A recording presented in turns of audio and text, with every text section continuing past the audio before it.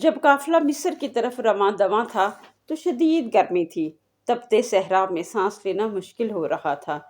سب کی شدید خواہش تھی بادل آئیں اور ابر برسے۔ حضرت یوسف علیہ السلام نے دعا کی تو ایک دم آسمان پر بادل چھا گئے، بارش ہونے لگی اور موسم خوشگوار ہو گیا۔ اہل قافلہ حضرت یوسف علیہ السلام پر ایمان لے آئے۔ جب قافلہ مصر کی سرحد پر پہنچا تو پہاڑوں پر ایک نگہبان نے پکار کر پوچھا، تم لوگ کون ہو اور کہاں سے آئے ہو؟ جب مالک ابن زر نے اپنا تعارف کروایا تو نگران نے انہیں اپنا سفر جاری رکھنے کی اجازت دے دی۔ حضرت یوسف علیہ السلام حیران تھے کہ سرحد پر پہرے دار ہے، کیونکہ کنعان میں ایسا نظام نہیں تھا، تو انہیں بتایا گیا کہ یہ ایک سویلائزڈ شہر ہے۔ حضرت یوسف علیہ السلام نے اللہ تعالیٰ سے دعا مانگی، یا اللہ، اس دیار غیر میں تجھ سے پناہ مانگتا ہوں اور اپنے آپ کو تیرے حوالے کرتا ہوں۔ جب وہ شہر مصر میں داخل ہوئے تو انہوں نے دیکھا بہت کثیر تعداد میں بھیڑ بکریاں اور گائے ہیں۔ تو حضرت یوسف علیہ السلام نے پوچھا، بھیڑ بکریاں اور گائے تو ہم بھی پالتے ہیں، مگر یہ بہت زیادہ ہیں، لگتا ہے یہ شہر بہت امیر ہے۔ تو میرے قافلہ نے بتایا، یہ لوگ بھیڑ بکریوں اور گائے کی پوجا کرتے ہیں، انہیں خدا مانتے ہیں۔ کچھ آگے گئے تو بہت زیادہ بلیاں تھیں۔ آپ بلیاں دیکھ کر حیران رہ گئے اور پوچھا، اتنی کثیر تعداد بلیوں کی؟ تو امیری قافلہ نے بتایا، اس شہر کے لوگ بلیوں کی پوجا کرتے ہیں، بلیوں کو اپنا معبود یعنی خدا مانتے ہیں۔ آپ یہ سب دیکھ کر حیران ہو گئے اور فرمانے لگے، خدا صرف ایک ہے۔ خدا نے ہر چیز کو پیدا کیا ہے، اس لیے نہیں کہ اس کی پوجا کی جائے، بلکہ اس لیے کہ ان سے فائدے حاصل کیے جائیں۔ معبود اور عبادت کے لائق تو صرف ایک خدا ہے۔ انہیں بتایا گیا کہ اس شہر کے لوگ ماؤن اور ہاؤن دو بتوں کی پوجا کرتے ہیں، اور جو کوئی ان معبودوں کے خلاف بات کرے وہ اسے سخت ناپسند کرتے ہیں اور سزائیں دیتے ہیں۔ خبردار رہنا، کبھی یکتا پرستی کی بات مت کرنا، لوگ برداشت نہیں کریں گے۔ پھر انہوں نے ایک بہت بڑا دریا دیکھا اور پوچھا، کیا یہ دریائے نیل ہے؟ تو میرے قافلہ نے بتایا، یہ دریائے نیل نہیں ہے، بلکہ اس کی ایک شاخ ہے۔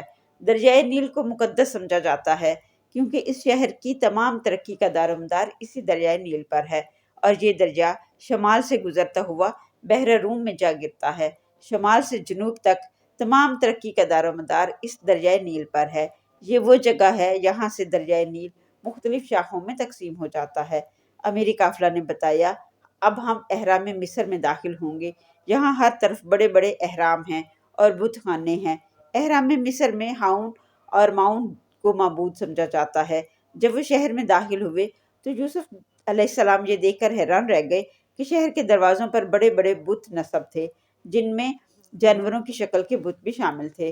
شام ڈھلتے وہ مصر کے شہر پہنچے اور ایک سرائے میں پناہ لی۔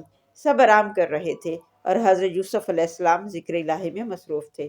ادھر کنعان میں حضرت یعقوب علیہ السلام کا رو رو کر برا حال تھا۔ وہ اللہ تعالیٰ سے دعا گو تھے، یوسف جہاں پہ بھی ہو، اللہ اس کی حفاظت فرمانا اور اسے اپنے پناہ میں رکھنا۔ مجھے امید ہے ایک دن یوسف ضرور آئے گا، وہ زندہ ہے۔ ادھر مالک ابن زر اپنے نائب کے ساتھ ایک ایسے بازار میں حضرت یوسف علیہ السلام کو لے کر جاتے ہیں جہاں غلاموں کی خرید و فروخت ہو رہی ہوتی ہے۔ نائب قافلہ سردار قافلہ کو سمجھاتا ہے کہ یوسف کو مت بیچو۔ مالک ابن زر کہتا ہے کہ اگر میں اسے بیچوں نہ تو پھر میں اس کا کیا کروں؟ مالک ابن زر خریداروں کو بتاتا ہے کہ یہ بچہ بہت خوبصورت ہے، پڑھا لکھا ہے، عقل مند ہے اور بے شمار خوبیوں کا مالک ہے۔ حضرت یوسف علیہ السلام کی بولی شروع ہوتی ہے، ان کی قیمت 50 سکوں سے شروع ہوتی ہے، مگر مالک ابن زر راضی نہیں ہوتے۔ یوسف کو دیکھنے کے لیے لوگوں کی بھیڑ لگ جاتی ہے۔ وہ کہتے ہیں، اتنا خوبصورت بچہ زندگی میں نہیں دیکھا۔ آپ علیہ السلام کچھ غمگین تھے کہ وحی الہی نازل ہوتی ہے۔ فرشتہ جبرائیل علیہ السلام تشریف لاتے ہیں، ان کو حوصلہ دیتے ہیں اور کہتے ہیں، آج یہ تمہارے خریدار ہیں، ایک دن تم ان سب کو خرید لو گے۔ حضرت یوسف علیہ السلام پوچھتے ہیں، یہ سب مجھے دیکھنے کیوں جمع ہو گئے ہیں؟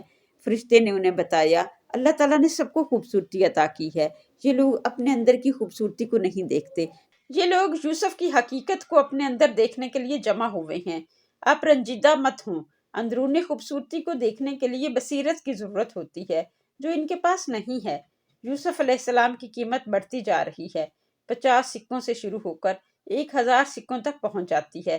مصر کا بادشاہ پوتیفار بھی وہاں موجود تھا۔ سپہ سالار مصر پوتیفار نے 3000 سکے قیمت لگائی اور یوسف علیہ السلام کو خرید لیا۔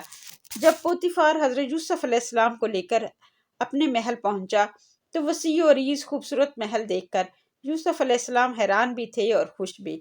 پوتیفار نے اپنی بیوی زلیخا کو بلایا اور کہا، یہ بچہ تمہیں ہدیہ کرتا ہوں۔